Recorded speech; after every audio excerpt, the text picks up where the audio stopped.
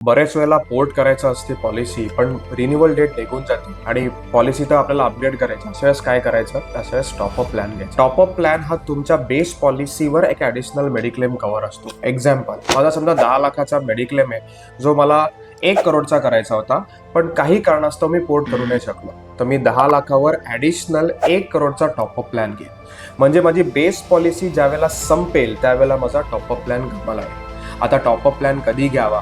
जर मला 1 करोडचा प्रीमियम जर मला परवडत नसेल तर मी base policy plus top up plan घेईन, किंवा जसं मी सांगितलं की पोर्ट करायचं होतं पण पोर्ट करायचं राहिलं त्यावेळेला मी टॉपअप प्लॅन घेईन. मेजॉरिटी ऑफ द टाइम्स मी लोकांना सजेस्ट करतो की तुमची पॉलिसीज प्युअर 1 करोडची पाहिजे किंवा 50 लाखाची पाहिजे. Base plus top up is a good option, पण कधी ज्यावेळेला मी पूर्ण प्लॅन आयदर मला जमत नाही घ्यायला किंवा मी विसरलोय.